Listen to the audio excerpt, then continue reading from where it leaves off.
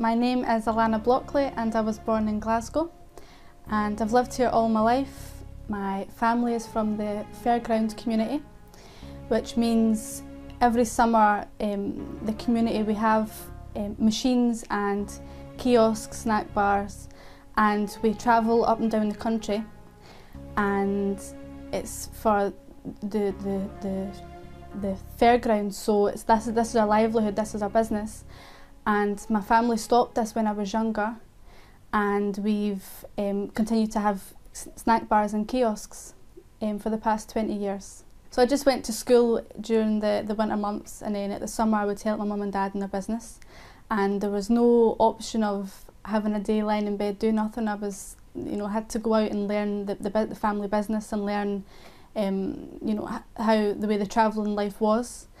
But as I grew older, I wanted to continue my education, so I stuck in at school.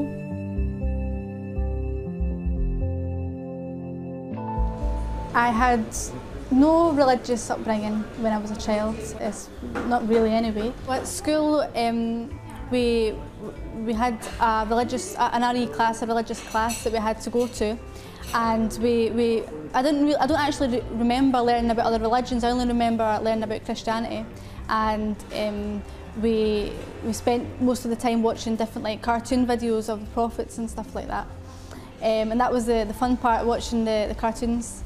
But the only thing I remember is going to church at primary school in a group and saying Hail Marys and things like that. But it was nothing really taken seriously, or it wasn't like we went to Sunday school, or I didn't go to the church every Sunday or anything. And throughout the year it would be Christmas and Easter that we would celebrate, out of the fact that everyone else around us was eating chocolate or buying Christmas presents, but it wasn't really made, it wasn't an emphasised thing that it was about God and that it was a religious holiday. That wasn't really the main focus of it.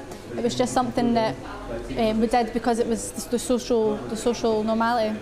So my opinion of Muslims and Islam before I became a Muslim was that I was heavily influenced by the Pakistani community, and I just saw Islam through them, and the way they dressed and the food and everything like that. But I just listened to what the media sort of said, that the typical things, that they're bad people and they're terrorists, the men beat the wife, and the wives can't work and they need to stay at home and cook and clean all day, and that's the only sort of perception that I had. Because I never had any Muslim friends, I didn't have a need to worry about what I thought anyway. It was just part of our country, and that was, I accepted it. But it wasn't until I started to meet Muslims and start to question Islam that my perceptions of Muslims and about Islam changed as well, and I started to understand that Islam is across the world, and there's different cultures, and the different countries, they live Islam in their own way. And I understood that the women, they have jobs, they study, they have families, and they still do all the things that I do, and that they're not actually bad people, and the men don't all beat their wives, are actually good guys out there as well that are Muslims.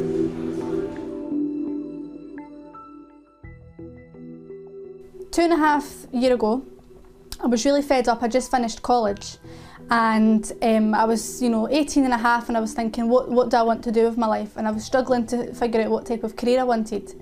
So I packed all my money away and I booked a holiday to Fuerteventura, and I decided that I wanted to go away for the full summer and just have a life, a 6-month period away from family, away from friends, and get a job in a bar if I could, stay in an apartment with someone, meet new people, do whatever I liked, drink, party, anything that I wanted to do. I felt, well, this is my time to do it, and I'm young, single, I can do what I like.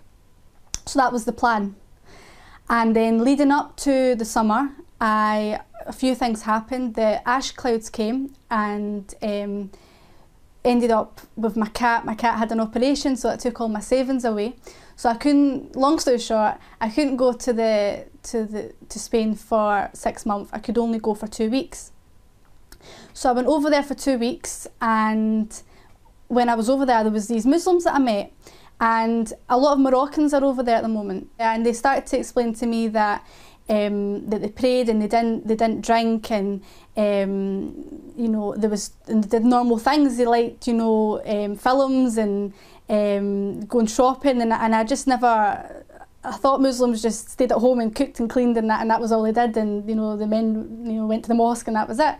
But I was shown this completely different side to what Muslims are, and you know, simple things like I went to the shop and I was given back more change than what I gave the woman, and my friend at the time said, you know, what are you doing? Like, that's wrong. You need to give the change, the money back. You've been given too much change. You know, you need to give that back and be honest. And it didn't occur to me that, yeah, that's actually the right thing to do. So just like even small things like courtesy and, you know, having respect and, you know, just small things that I've not been shown. I don't know if maybe it's a cultural thing, but I could definitely see over time that it was through religion that, you know, having patience, that things will work out. And like having a trust in God, that I'd never been shown that before. So that was my first encounter. And what confused me was, if these people, Muslims that I've met are so good, why is the world portraying Muslims as being the worst people in the world? I just didn't understand that. So it was from that moment when I went home, and I didn't have a holiday full of drinking wild parties. I went home sober. So I spent the next year studying Islam and went to different classes and got different books, not with the intention to convert, but just to understand the reasons why, you know, why is there good Muslims and why is there bad Muslims, and why is the media portraying all Muslims to be bad? And that was the thing that I wanted to find out more about.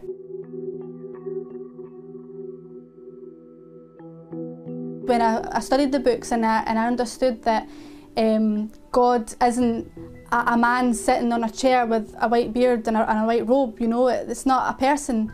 You know, when I started to learn all the different attributes of God and like the names of God and all the different like that God isn't a person, you know, that's what I really liked, and I thought, well, that is what I believe, and it just appealed to me more because the thought that I had beforehand that God was a person, was a man, and I felt I was being judged by a man didn't sit right with me at all. So I did believe it, and I looked at all the different things about Islam, about there being one God, and books, prophets, you know, angels, what happens when you die, and all of the different aspects.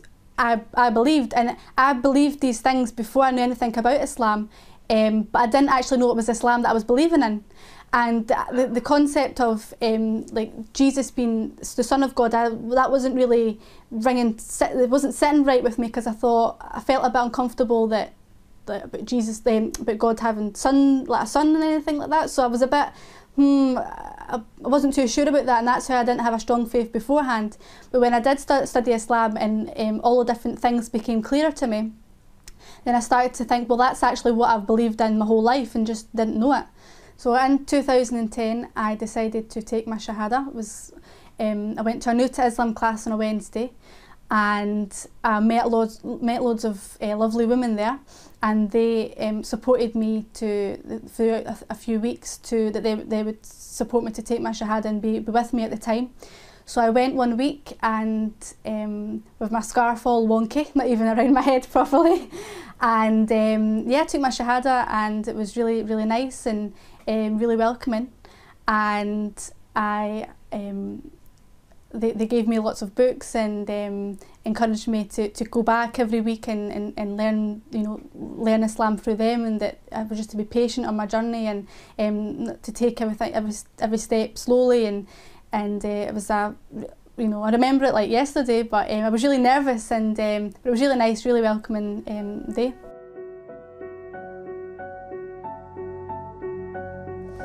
So after I took my Shahada, it was about a year and a half later that I actually told people. Only my Muslim friends knew that I was a Muslim.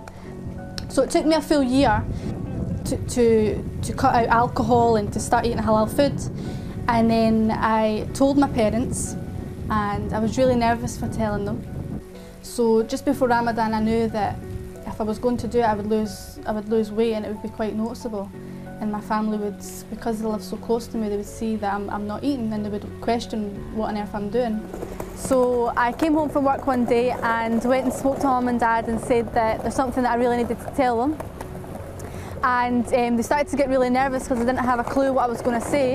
And I told them, they says to me, "Are you pregnant, you know, or have you crashed your car or something like that?" And I says, "No, no." I says, "What actually is I want to be a Muslim." And they was fine with that, completely fine, and they've adjusted really well. And you know, they've got used to seeing me wearing hijab and like even calling me a Muslim, so they're completely fine now. And my friends have been not too bad, but I think they've just had to adjust with the fact that I don't go out clubbing with them anymore. But the friends that mean the most to me, and the ones that truly are friends with me, I've still got, and it doesn't matter if I'm Muslim or not. So my advice to anyone thinking about converting to Islam is to read up on it a lot, and to not listen to the Sheikh Google, and you know, go on and read different books, listen to different people, watch different YouTube lectures, and come to your own conclusions. And then if you do decide to come to Islam, you know, take it each day at a time, and don't put too much pressure on yourself, and know that you are new and it is a gradual learning process. So to combat Islamophobia, in my opinion, through what I've learned so far, it's that Muslims, whether they're born or revert, should definitely lead to show Islam through example, and shouldn't be all talk. They need to do it and show it in their actions, and show non-Muslims Islam through the way they live their life.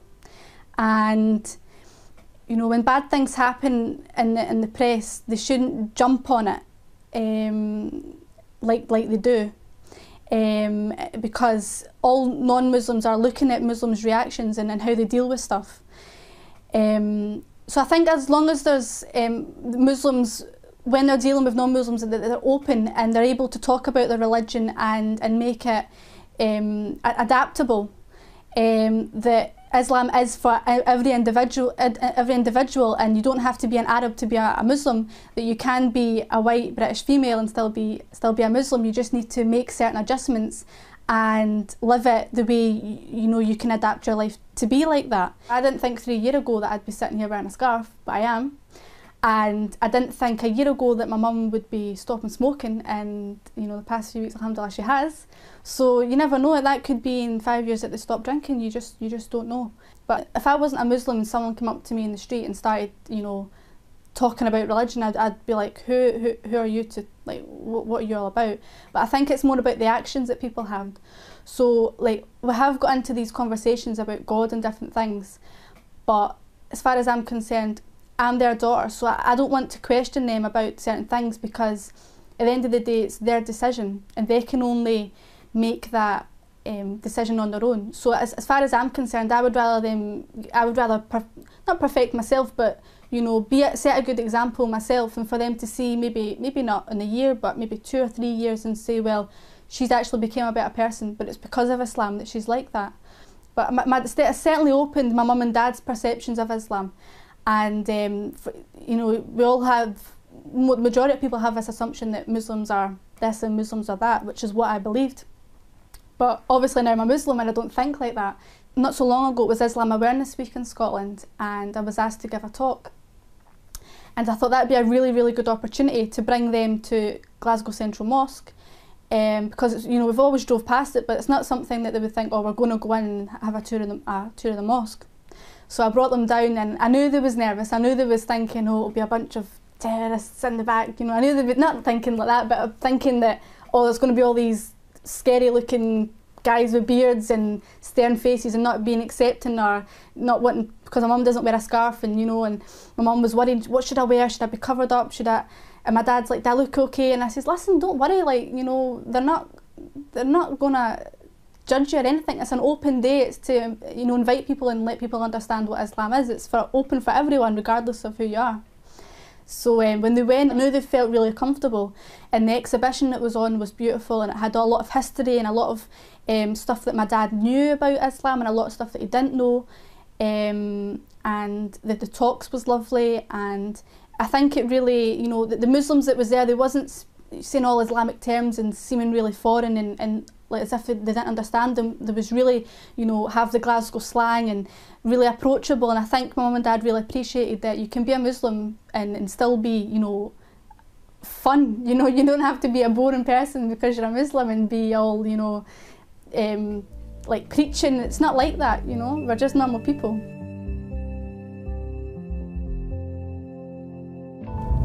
So when I started to study about Islam, the things that I focused on was stuff that was relating to me. For example, the way women are treated and hijab. And I just learned, you know, the reasons why you wear hijab and you know, what hijab consists of, and the role of the woman in like in the house and how she's to behave towards our husband and our friends and what our duty is, and that was the stuff that I focused on because that was the thing that I was unsure about and that I thought I had a lot of misconceptions about, and that was the thing that I wanted to make clear of. If I'm going to be a Muslim, am I going to be expected to do certain things that maybe I don't agree with or what? So that's what I wanted to focus on and learn about. So when I was looking at, you know, religion and looking about, you know, following a religion and rather than just believing in God, what I noticed was that if you're a Christian, you know, for me, all that consists of is you celebrating Christmas and Easter and you go to church on a Sunday. There's nothing more to it than that. But when you look at Islam, you know, there's so much that it involves. You know, it affects your whole way of life. So it affects, you know, what you eat, how you dress, how you act, the way you deal with things, you know, for praying and everything. So I knew that if you was a Christian, I didn't feel as if I would have any structure in my life, that all you would do is go to church on a Sunday and then that would be it. Whereas if you're a Muslim, you know, you need to pray 5 times a day. You know, you're constantly reminded about God in every action that you do. So I felt as if that was more of a structure to my life and my daily life as well, and that's what appealed to me more. That in fact, if you follow Islam, you have a set of guidelines and a set of rules laid down in front of you that you're supposed to try and abide by, rather than you just blatantly choosing parts of a religion that you want to do and what you don't want to do.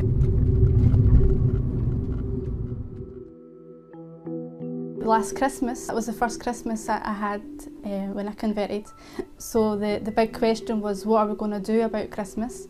And I says to them, you know, you're my only family, I don't have any brothers or sisters, so I'm not going to sit alone on Christmas Day and just stop the tradition that we've had the whole of my life. So we came to the compromise that we would have a halal Christmas dinner. So I made the big deal, like the month before it, to go to the halal butchers that we have and order a turkey. So we had everything prepared. My dad wasn't going to you know, prepare the food with any alcohol or anything, and it was going to be a completely halal dinner. And then when we went over to the butchers the day before, the turkey was actually humongous. And my mum and I, we both freaked out because we thought that'll never fit in our oven, so we couldn't actually end up getting the turkey. So last minute I ended up getting a halal chicken, and they had to go to Tesco and get some food. So it was half a halal Christmas dinner. It was the best attempt that we had. So so I cooked my chicken, and then, you know, they cooked theirs, and we still had a good time. So inshallah this Christmas we'll have a completely halal Christmas dinner. And then not so long ago, my dad, I think he expresses his understanding through food in a way. It's a bit weird, but that's what he does. And they've been buying a lot of halal food now because I live so close with them. We eat a lot of, like, my dinners with them quite a lot, and it's been a bit of a hassle. It's, oh, you can't eat that. And my mum, I go over and I say to her mum, what's in the fridge? And she's like, well, there's salad and there's ham. Oh, but you can't eat ham, so we'll just have a tin of soup. So she's, you know, trying to remember that I don't eat ham and stuff. But my dad went and made me spaghetti bolognese, and he's like, oh, you need to try it, it's lovely, it's halal. I went and bought halal mince, and it's halal this, and it's all, and I'm like, okay. And I ate it, it was lovely. And then when I went home, I was sitting, I was thinking, wait a minute. So I phoned him up and I says, Dad, did you put wine in this? And he's like, oh yeah, I forgot that you can't have wine. So I was like, well, it wasn't halal then, was it? But you know, these things happen, and he did make an effort, so that's all I can ask for.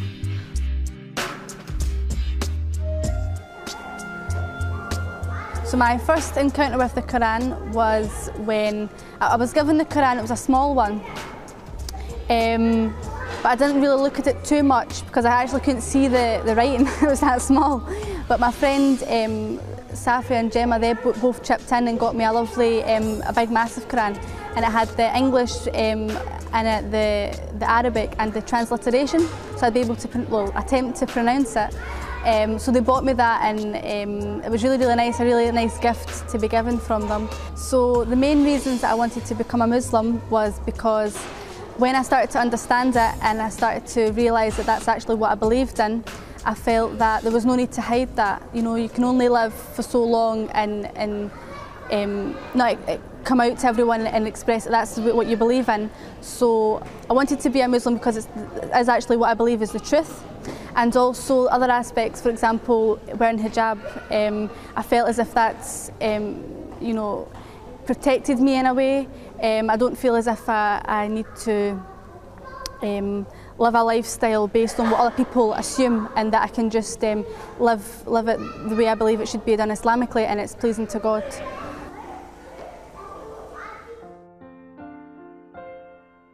If I was to describe Muhammad, peace be upon him, the one story that I learned, I was told by Sheikh Amar, was that, I don't know specifics and specific names, but I do remember the story that he would walk past this woman's house every day, and she didn't like him, so she kept throwing like garbage or something from a window, and every day he would just ignore it and like continue going to wherever he was going, and every day it would happen, and she would shout abuse and whatever. And then one day he went past and she didn't throw the garbage out onto him. So he was wondering, he was like, why is the woman not, you know, giving me all the abuse? So he went in and he says, like, where's this woman? What's happened to her? And she was sick. And he was, you know, I don't know specifically, but I'm sure that he went over and like says to her or says to family members or something that, you know, is she okay? You know, I hope she gets better and everything. So that just goes to show that, you know, I really love that story, that even if someone's, you know, harmful to you or doing bad things, you know, you don't just treat them like that. Maybe they're naive and maybe they don't understand you or don't understand why you're a Muslim or why you do certain things. But if you just be patient and show through your actions that you can be forgiven and that, you know, you're a caring person, then I think that's a good moral to live your life by through that story.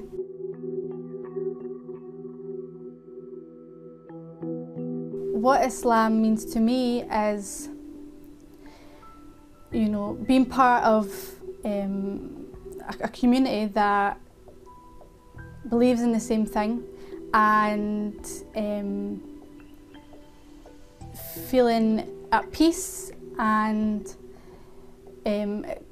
feeling comfortable and knowing what you actually believe in, and knowing that you have a set of values that you want to live your life by and sticking to that. So that's what I like about it, and I think if everyone, you know, made some changes in their life and came to Islam, then they would see over in the long run that it's actually a better way to live, and there's much better, you know, when you start to not to appreciate the materialistic things in life, and you come away from that, and you know, you start to value different things, you know, like family, for example. You know, having good relationships with your family, you start to appreciate the importance of that, and that's through Islam that you learn that. So I think even something as simple as that's, you know, a good aspect of Islam, and it's a fun way to live, and more peaceful and happier, and the best way.